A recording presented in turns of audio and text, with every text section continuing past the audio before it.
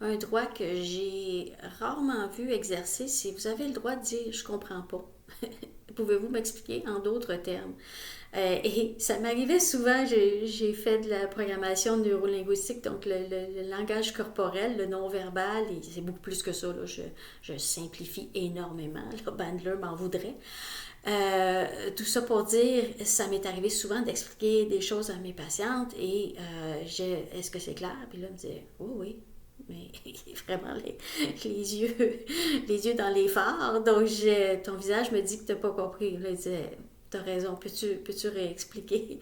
Et de demander de réexpliquer dans d'autres termes, c'est tout à fait correct. Et ça peut être votre partenaire qui vous regarde. Là. C'est facile de voir quand une personne n'a pas compris. Et à moins qu'il y ait urgence, comme je disais tantôt, quand il y a urgence, on va vite. Mais s'il n'y a pas urgence, et c'est la majorité du temps, vous avez le droit de dire, pouvez-vous réexpliquer? Je n'ai pas compris. Et pouvez-vous me dire toutes les options aussi? Vous avez le droit de demander toutes les options. Souvent, ils vont dire, ben là, c'est une césarienne, on n'avance pas. Quelles sont les autres options? Et il y en a beaucoup, OK? Donc, de demander c'est quoi les options, c'est tout à fait correct.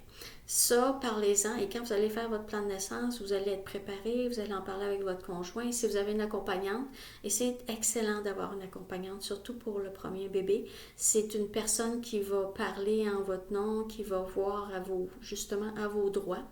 Et c'est prouvé, les études le disent, les gens qui ont une accompagnante ont moins de péridurale, moins de césarienne, moins d'intervention, sont plus satisfaits de leur accouchement parce que justement, et c'est pas parce que le personnel médical, c'est pas parce que les infirmières ne sont pas bonnes, elles sont excellentes, mais elles sont débordées, honnêtement. C'est pas du un pour un comme on a toujours espéré dans le meilleur des mondes, là, que l'infirmière est toujours à côté de vous, puis vous dit ah, veux-tu aller dans le bain, je te fais couler un bain, je vais te sortir le ballon. Elle en a souvent quatre cinq en travail en même temps et c'est notre système qui est comme ça et je pense que dans tous les pays, c'est comme ça. Donc, d'avoir une accompagnante qui est avec vous pendant tout le travail et qui est vraiment... pas de là... J'ai déjà vu une situation où ma patiente parlait à son conjoint, qui parlait à l'accompagnante, qui parlait à l'infirmière. Là, c'est comme... C'est un jeu de téléphone, votre affaire, puis elle est juste là, tu sais. Fait que ça, je trouvais ça un petit peu ridicule dans cette dynamique-là. C'est comme, on ne vous fait pas confiance, puis on a juste confiance que c'est l'accompagnante qui va répéter les choses, là. Ça, comme je trouvais ça ridicule un petit peu. Si vous ne pouvez pas parler, vous êtes en contraction et que c'est intense, oui, votre conjoint va parler, mais de dire on passe toujours par l'accompagnante parce qu'on n'a pas confiance. Il faut avoir confiance. Si vous avez choisi d'accoucher à l'hôpital, amenez votre confiance dans votre bagage. Parce que si vous dites, bon, ben j'y vais à l'hôpital, mais j'y vais de reculons, il y a d'autres options. Il y a des maisons de naissance. C'est sûr qu'il faut se mettre sur les listes d'attente en partant dès que vous savez que vous êtes enceinte. Les accouchements à domicile, comme je le répète, je n'étais pas pour.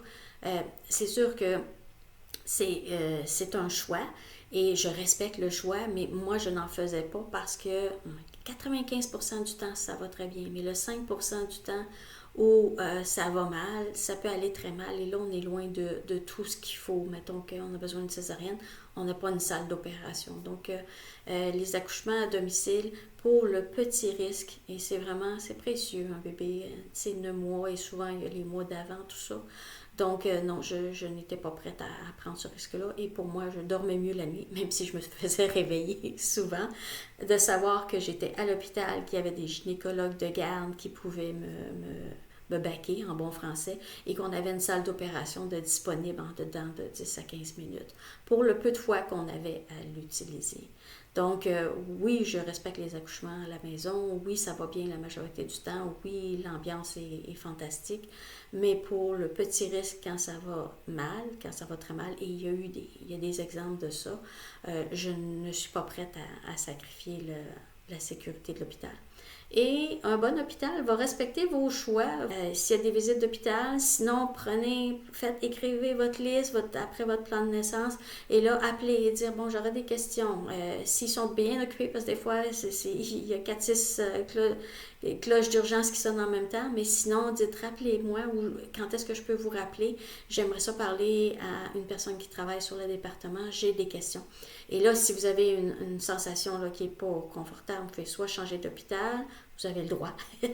c'est une capsule sur les droits, ou une maison de naissance. Mais comme je disais, les maisons de naissance, à la dernière minute, ils ne peuvent pas prendre les gens. C'est vraiment, ils ont des listes d'attente, ils ont une grosse demande pour l'offre qu'ils peuvent donner. Donc, prévoyez d'avance si jamais vous vouliez aller en maison de naissance.